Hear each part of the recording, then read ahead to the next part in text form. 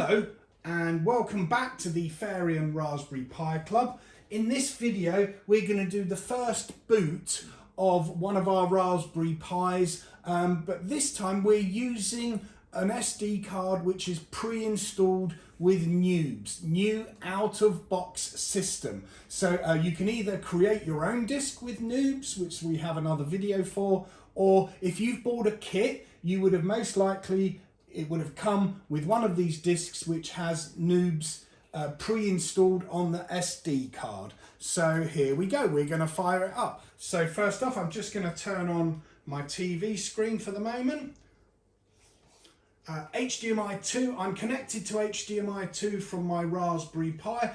It doesn't matter which model of Raspberry Pi you have, the 4B, the 3B Plus or the 3B, it should be the same across all of them.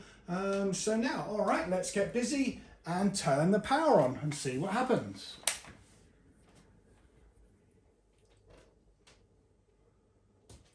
Okay, so we've got a signal come up there.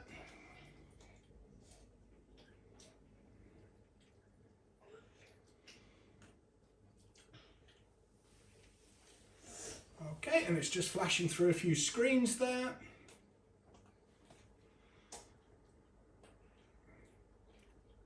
Yeah, this is totally normal. It's going to resize the root file system and it's going to reboot.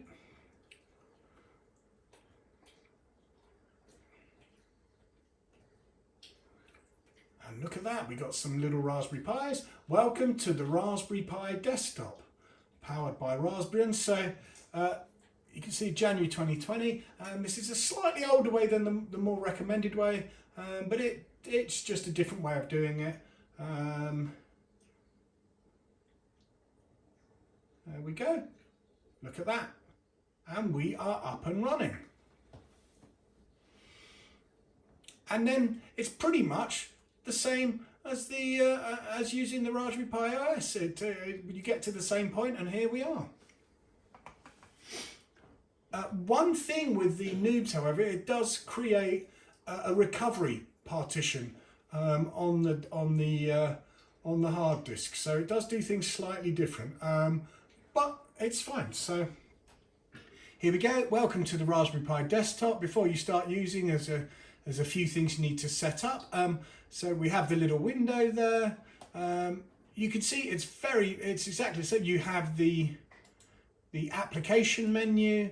You have a web browser, the file manager, you have the terminal for command line. We'll get to that later. There's this little welcome to Raspberry Pi, which we can worry about later. There's the wastebasket. Over here, you will see that we have the Bluetooth manager, the date and time, which is the wrong date and time at the moment. Okay. There's the volume control.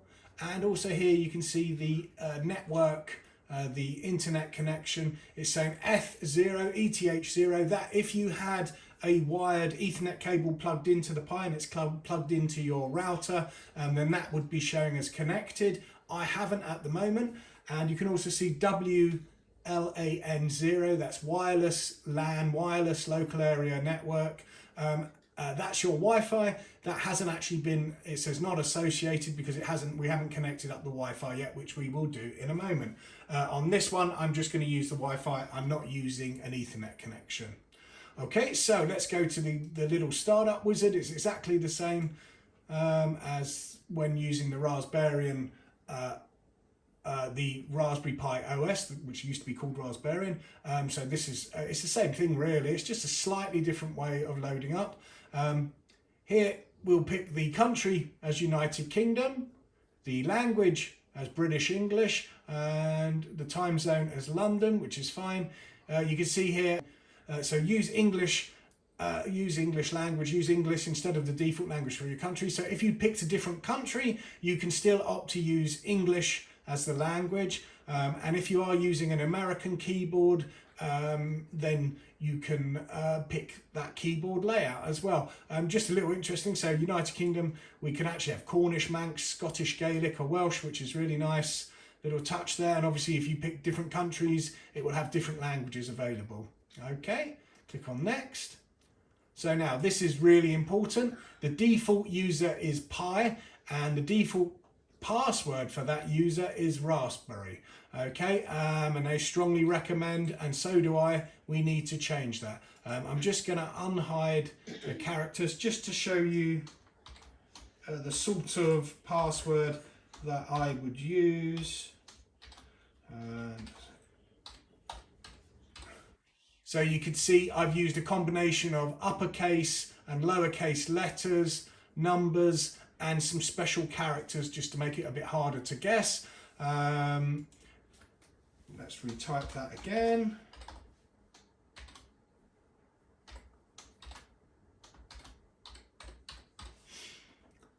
Okay, obviously when you're doing it you may not want anyone to see that, so you would probably have the characters hidden. So that's just for my demonstration purposes there. The more longer and the more complicated the password, the harder it is to crack, obviously. But then if you're going to be logging in as this user, then you have to type this. So perhaps something like I've done there is sort of a happy compromise on both sides. It's secure, but it's sort of fairly easy to remember and to type. Okay, setup screen. We do have a bit of a black border, but I'm just going to leave that as it is for the moment, because sometimes when you can tick this now, but it will make the screen a bit larger, and it could end up that it's outside the window of the Raspberry Pi, which we don't want at the moment. We can always come back and set this later on. Okay, now we're looking for a Wi-Fi network. As I said to you, there we go, there's our Wi-Fi network. I'll find.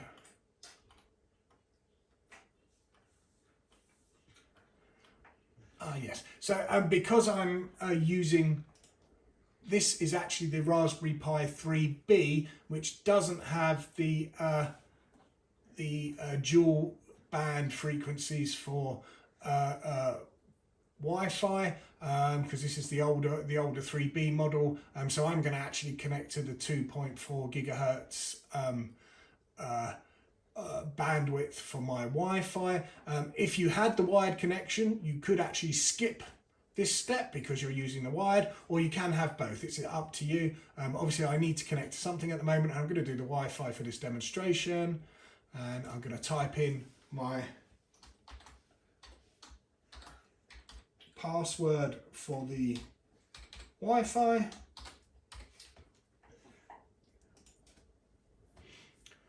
And you can see up here as the grayed out little symbol for the Wi-Fi is connecting. Hopefully it'll connect in a second. We got the password correct. You'll obviously need the password for your Wi-Fi network to do this. Update software. So I've had it before where this can be a bit sketchy. Sometimes it doesn't always work. I will be doing an update, a video on how to update your Pi, because you're going to be needing to do that very regularly to keep your Raspberry Pi software secure and up to date. So we'll have a separate video on that anyway. So for the moment, because sometimes it crashes when you do it through this initial loader, we're going to skip that. And there you have it. Setup is complete. Your Raspberry Pi is now set up and ready to go. And click done.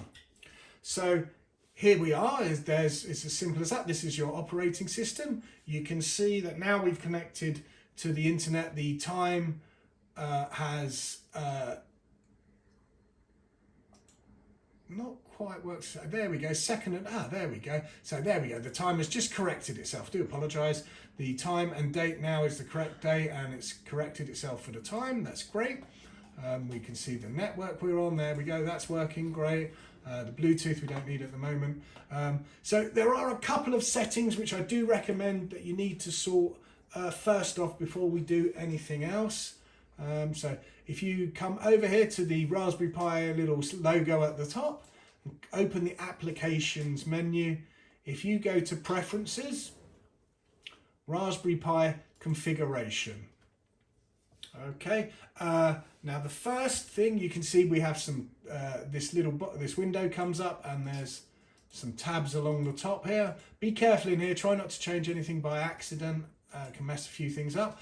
The first thing, the host name. Now because I have multiple Raspberry Pis, which I'm using for different demonstrations. I can't have them all named Raspberry Pi. This is how it would show up on my network.